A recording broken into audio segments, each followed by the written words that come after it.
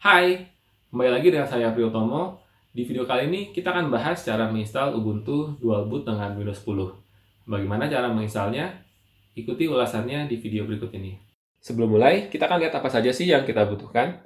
Yang pertama, kita akan butuhkan sebuah USB drive dengan ukuran minimal sebesar 4 GB. Pastikan USB drive-nya tidak berisi data, karena nantinya akan diformat ulang pada saat pembuatan Linux Bootable USB. Kemudian yang kedua, kita akan membutuhkan hard disk dengan minimal free space sekitar 100 GB. Karena nantinya kita akan mengalokasikan sekitar 80 GB untuk Ubuntu, supaya kita lebih luasa pada saat menginstal aplikasi. Kemudian, kita akan lihat tahapan apa saja yang akan kita lakukan. Yang pertama, kita akan mendownload Ubuntu 21.04 ISO. Kemudian, di tahap yang kedua, kita akan mendownload dan menginstal sebuah aplikasi yang bernama Balena Etcher. Aplikasi ini kita perlukan untuk membuat Linux Bootable USB. Lalu di tahap yang ketiga, kita akan mulai membuat Linux Bootable USB. Dan tahap yang keempat, kita akan mengatur BIOS supaya komputer kita bisa melakukan boot lewat USB drive. Dan di tahap yang terakhir, atau tahap yang kelima, kita akan mulai menginstal Ubuntu 21.04. Oke, kita akan mulai dengan tahap yang pertama. Untuk mendownload Ubuntu ASO, kita kunjungi website Ubuntu di ubuntu.com. Kita lihat di sini ada sebuah notice yang meminta kita menyetujui cookies policy. Kita tekan saja tombol accept all and visit site. Kemudian tekan menu download dan pilih versi Ubuntu yang kita inginkan. Di video ini, kita akan mendownload Ubuntu versi 21.04. Kita tekan saja tombolnya untuk memulai proses download. Proses downloadnya akan segera dimulai secara otomatis. Bisa kita lihat di sini ukuran filenya sebesar 2,6 GB.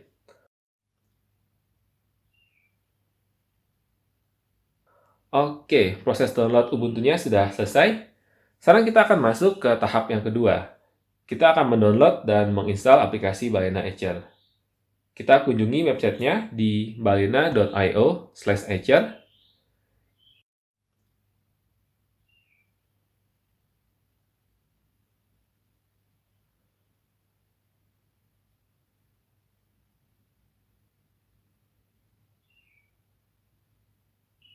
Kemudian kita tekan tombol download for Windows. Oke, downloadnya sudah mulai. Ukuran filenya sekitar 141 MB.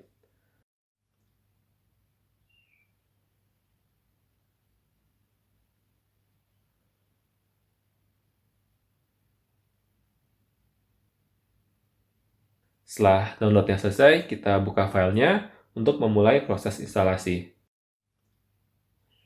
Cara instalasinya sama saja dengan aplikasi Windows lainnya. Kita lihat di sini, kita diminta untuk menyetujui lisensi penggunaan. Kita tekan saja I agree.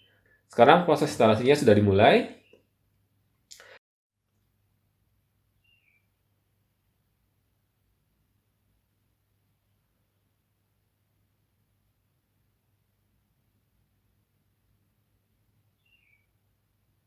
Setelah selesai, kita lihat di sini bahwa aplikasi Balena Etcher-nya dibuka secara otomatis. Kita lihat ini adalah tampilan dari Balena Etcher.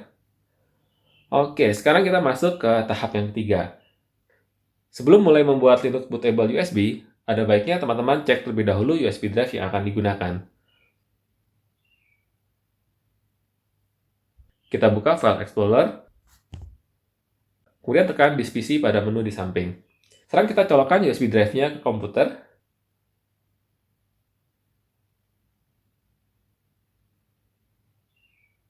Sekali lagi, pastikan tidak ada data penting di USB drive. Karena semua data di USB drive nantinya akan dihapus pada saat proses pembuatan Linux Bootable USB.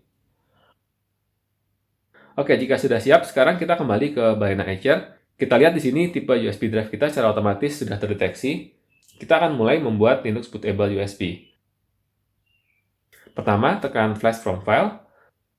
Lalu kita pilih file ISO Ubuntu yang telah kita download sebelumnya. Kemudian tekan tombol flash untuk memulai proses pembuatan Linux Bootable USB. Oke, tekan yes untuk mengizinkan Balena Etcher melakukan perubahan pada USB drive. Oke, sekarang kita tinggal tunggu saja proses flashing-nya.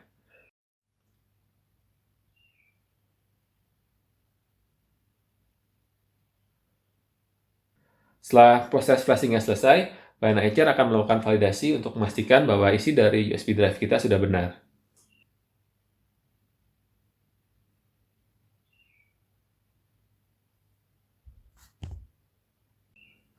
Oke, sekarang kita akan masuk ke tahap yang keempat.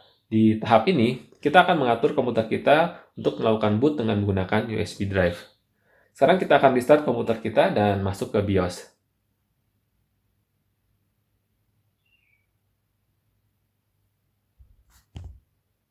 Untuk masuk ke BIOS, kita tinggal tekan tombol BIOS sesaat setelah komputer dinyalakan.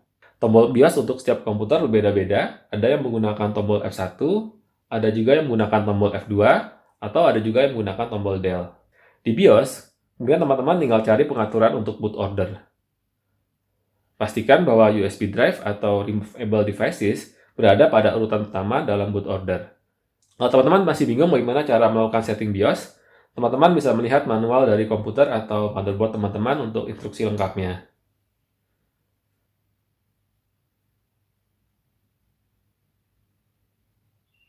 Setelah selesai, sekarang kita save konfigurasinya dan exit. Kita lihat di sini, sekarang kita sudah boot menggunakan USB drive. Pada menu Grab, kita pilih Ubuntu. Kita akan mulai melakukan instalasi Ubuntu.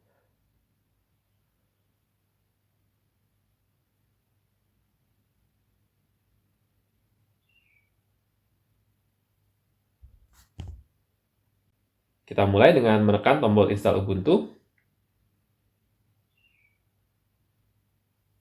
Kita gunakan pilihan default saja untuk keyboard layout, tekan continue.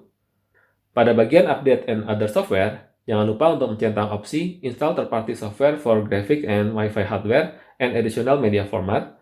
Karena dengan mengaktifkan opsi ini, Ubuntu akan mencarikan driver terbaik untuk video card dan perangkat Wi-Fi kita. Serta, dukungan untuk beberapa format file audio dan video juga akan ikut diinstal selama proses instalasi.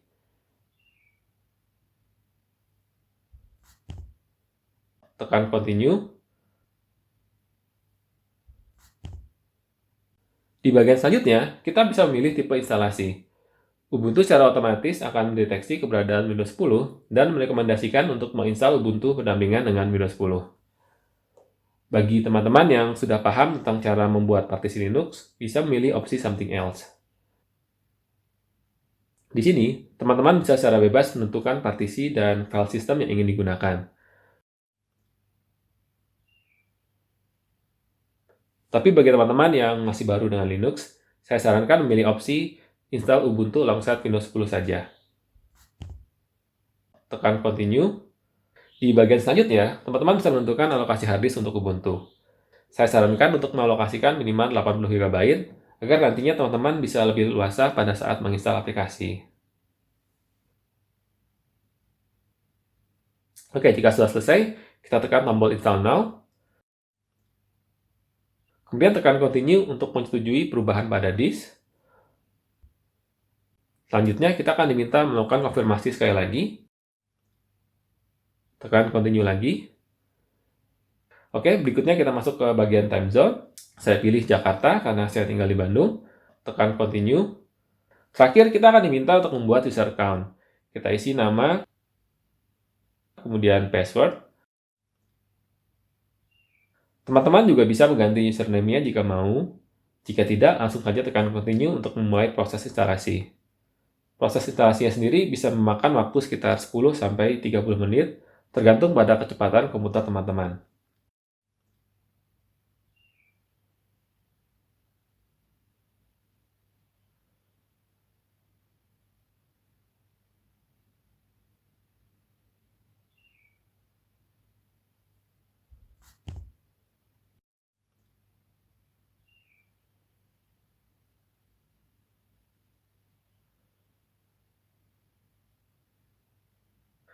Oke, proses instalasi Ubuntu-nya sudah selesai.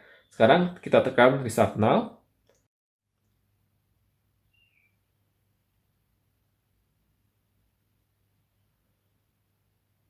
Kita lihat di sini, kita diminta untuk mencabut USB drive-nya. Hal ini diperlukan untuk memastikan bahwa komputer kita tidak lagi boot menggunakan USB drive. Kita lihat di graf pada menu paling bawah, ada opsi untuk menjalankan Windows 10. Kita akan memilih menu Windows 10 terlebih dahulu untuk melihat apakah Windows 10 kita baik-baik saja. Kita coba menjalankan Windows 10.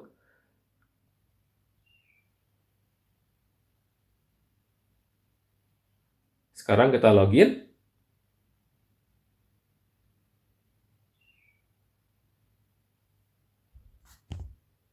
Kita lihat di sini semuanya baik-baik saja. Kita buka File Explorer. Lalu kita pilih Disk PC. Kita lihat ukuran drive C kita sudah berkurang karena tadi sudah kita share dengan Ubuntu. Lalu di sini juga kita lihat ada sebuah drive baru yang bernama drive E.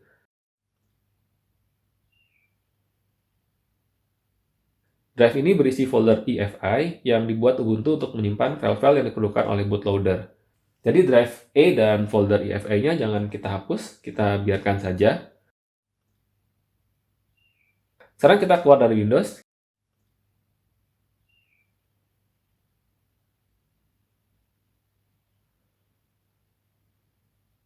Kita akan masuk ke Ubuntu.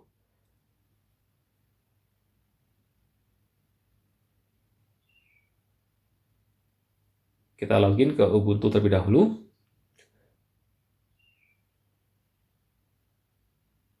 Kita lihat sini masih ada konfigurasi tambahan yang perlu kita lakukan.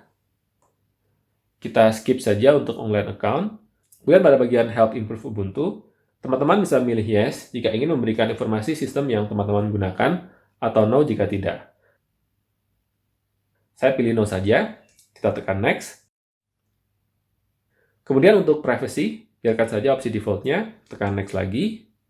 Dan terakhir, kita tekan Done. Oke, akhirnya kita sudah selesai menginstal Ubuntu. Sekarang kita coba buka Files. Kita tekan icon Home pada desktop. Kita lihat di sini ada folder Documents, Downloads, dan juga Videos, sama seperti yang ada di Windows. Nah, yang menarik di sini, teman-teman juga bisa mengakses partisi Windows dari Ubuntu. Kita ke bagian Other Locations. Di sini, teman-teman bisa menemukan partisi dari Windows.